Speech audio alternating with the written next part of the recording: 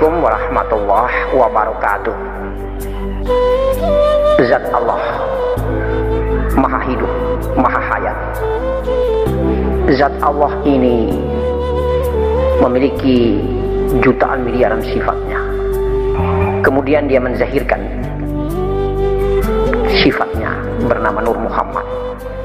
Di dalam Nur Muhammad itu kita kenal hanya 20 sifat, tetapi ribuan sifat Allah itu ada pada Nur Muhammad.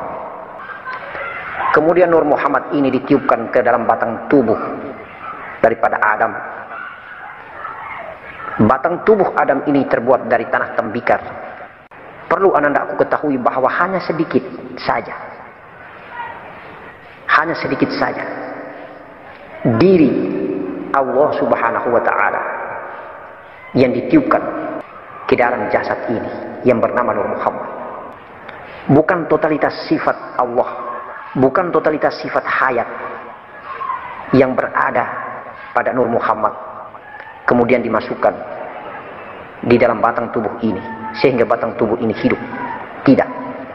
Oleh karena itu maka Nur Muhammad bukan Allah, hayat bukan Allah. Hayat hanyalah bagian power kecil, energi kecil dari zat yang maha agung dan maha bijaksana, zat yang maha dahsyat, zat yang full dengan power kekuatannya, full power. Nur Muhammad mengatakan, ana minurilah al-alamina minurih. Aku berasal dari zat Allah, aku berasal daripada nur Allah, dan karena aku, nurku, Nur Muhammad ini, seluruh alam raya maya pada tercipta. Jadi bahan baku terciptanya seluruh makhluk termasuk jiwa ini adalah dari Nur Muhammad. Maka mari kita susun hierarki dari atas. Zat Allah, Nur Muhammad, jiwa, kemudian napas. Nur Muhammad bercampur jiwa namanya nyawa. Ketika bertajali keluar daripada hidung namanya napas. Masuk daripada hidung, insya Allah dia membentuk profil seperti bentuk jasad tubuh kita ini namanya jiwa. Jiwa melempem, lemah tidak berdaya apabila tidak ada energi Nur Muhammad. Berarti jiwa mendapatkan asupan kekuatan dari Nur Muhammad. Jiwa dan Nur Muhammad bernama nyawa. Napas pun memiliki daya bersumber dari Nur Muhammad. Insya Allah napas menjadi jiwa, jiwa berasal dari Nur Muhammad. Nur Muhammad bertambah jiwa menjadi nyawa atau disebut nyawa. Sedangkan jasad ini adalah benda mati. Jasad ini berasal dari setetes mani bapak dan mani ibu.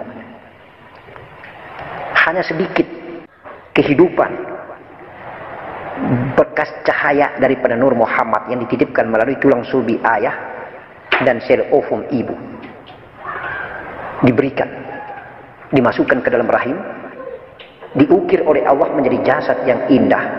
Kemudian umur 4 bulan 120 hari Allah tiupkan nurnya, insya Allah yang dahsyat. Maka terjadilah dialog antara jiwa dan Nur Muhammad ini. Ketika itu setelah pengakuan terjadi, maka Nur Muhammad masuk, menjadilah nyawa di dalamnya. Oleh karena itu maka kehidupan jasad ini terpegantung daripada nyawa. Nyawa adalah campuran antara jiwa dan Nur Muhammad. Kehidupan jiwa atau energi jiwa tergantung daripada Nur Muhammad. Lalu pertanyaannya, kenapa sampai dengan adanya kematian? Sebelum kita menjawab pertanyaan ini, mari kita menilai dulu, menganalisa dulu. Kenapa kalau kita tidak makan lemah? Iya, karena makanan itu hanya membentuk jasad dan wadah material. Tetapi yang memberi kekuatan pada makanan adalah ruh atau Nur Muhammad. Dan mengapa ada kematian? Karena memang ketika meniupkan Nur Muhammad ke dalam batang tubuh Adam, sudah ada perjanjian yang tercatat melalui kalam di Lauhil Mahfuz, melalui pena di Lauhil Mahfuz, bahwa Allah mengatakan, aku tiupkan engkau dan hidup di dalam batang tubuh ini, tetapi umur sekian, usia sekian, di atas punggung bumi, jam sekian, detik sekian, insya Allah engkau akan kembali pulang ke hadiratku, tenggelam di dalam diriku yang bernama Zat Allah. Maka kematian itu terjadi, atau perpindahan. Sudah jalan datang menuju ke jalan pulang. Mengapa dia harus pulang? Karena perjanjian pada saat itu. Sebagian daripada kekuasaan dan kehendak Allah tiupkan. Sebagian daripada hayat Allah tiupkan. Kemudian Allah berjanji kepada hayat itu bahwa saatnya nanti engkau harus pulang kembali ke pangkuan, ke hadiratku, insya Allah. Jadi bukan karena kurangnya energi dan power sehingga menyebabkan kematian, tidak. Tetapi memang sudah menjadi ketetapan takdir kadar Allah di Lauhil Mahfuz oleh Allah Subhanahu wa taala, zat yang kuasa yang meniupkan dan menitipkan ruh atau nur Muhammad di dalam jasad ini. Tetapi menyangkut tentang energi power yang begitu sedikit atau yang banyak, ini semua adalah tergantung daripada kemampuan cahaya daripada nur Muhammad memancar hingga sampai kepada dinding terluar jasad, yaitu darah, daging, tulang, kulit, urat, bulu jantung, empedu, limpa, hati, dan paru-paru. Bagaimana caranya agar sinar senter daripada Nur Muhammad ini memancar hingga memberikan kekuatan full pada darah, daging, tulang, kulit, urat, bulu jantung, empedu, limpa, hati, paru-paru, dan merupakan elemen jasad ini? Adalah syaratnya darah harus bersih dan suci, daging harus bersih dan suci, tulang, kulit, urat, bulu jantung, empedu, limpa, hati, paru-paru harus bersih dan suci. Untuk itu maka melalui berpuasa, melalui adab dan akhlak kita makan makanan yang bersih dan suci, makanan yang baik-baik, minuman yang baik-baik, yang akan menjadi saripati dan gizi mani dan sel ovum ini harus betul-betul ikut syariatnya Nabi, diajarkan agar masuk menjadi halalan thayyibah, bersih dan suci, sehingga Nur Muhammad yang memancar bersinar memiliki daya dan kekuatan energi yang teramat sangat dahsyat.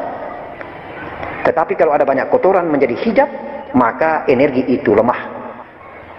Kalau energi itu lemah, yang ada hanyalah energi nafsu. Insya Allah, Allah mengatakan, aku menitipkan dua ilham. Ilham fujuroha wa taqwaha. Potensi kebaikan dan potensi keburukan. Insya Allah, dua-dua ini memiliki energi pancaran Nur Muhammad. Nur Muhammad yang satu menuju kepada potensi keburukan, Nur Muhammad yang satu menuju kepada potensi kebaikan. Tergantung daripada olahan makanan bumi, minuman bumi. Kalau semakin banyak makanan bumi, minuman bumi, hubbud dunia, maka Nur Muhammad ini full di dalamnya. Nur Muhammad yang memiliki potensi keburukan yang akan menghasilkan hijab dan dinding tebal sehingga terhalang oleh cahaya Nur Muhammad yang menghasilkan potensi ketakwaan. Sehingga iman seseorang menjadi lemah dan lumpuh, tidak berdaya ketika hawa bumi atau dinding bumi, hijab bumi semakin tebal.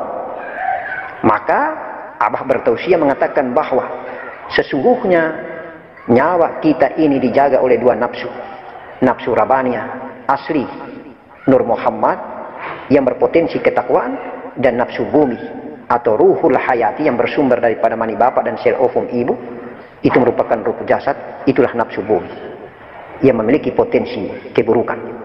Puasa yang diridhoi Allah Subhanahu wa taala adalah puasa 9 pintu jasad atau jasmani, yaitu puasa menahan dua pandangan mata daripada perbuatan pandangan berdosa, dua pendengaran telinga daripada pendengaran yang berdosa, satu lubang mulut pembicaraan daripada pembicaraan perkataan yang berdosa, dua lubang hidung daripada napas haram yang masuk keluar, kemudian dua lubang dubur dan lubang kemaluan ini yang harus dijaga daripada perbuatan berdosa. Itulah 9 pintu jasad, ditambah dengan perbuatan dua tangan dan perbuatan dua kaki. Otak serta fikir, khayal dan angan tentang kemaksiatan pun harus dijaga. Jangan sampai melakukan perbuatan-perbuatan yang melanggar aturan Allah Subhanahu wa taala. Insya Allah itu hakiki daripada puasa. Caranya itu adalah dengan menjalankan syariat puasa, yaitu menahan lapar dan minum, insya Allah. Mengapa? Karena dengan menahan lapar dan minum, maka lemahlah energi nafsu bumi. Nafsu bumi tidak berdaya, sehingga tidak akan memancarkan cahaya keburukan, tetapi justru akan terkontrol cahaya kebaikan. Insya Allah seperti itu. Maka tidak bisa juga kita lepaskan syariat, karena syariat itu adalah jalan atau metode untuk kita bisa mempraktikkan hakikat daripada puasa, menjaga 9 pintu jasad ini. Begitu ceritanya. Kalau puasa ini zahir, puasa ini juga batin, maka insya Allah diridhoi Allah Subhanahu wa taala. Itu secara zahir. Tetapi secara batin itu membersihkan dan mensucikan jiwa kita, bukan hanya membersihkan dan mensucikan 9 pintu jasad, tetapi juga membersihkan dan mensucikan jiwa kita.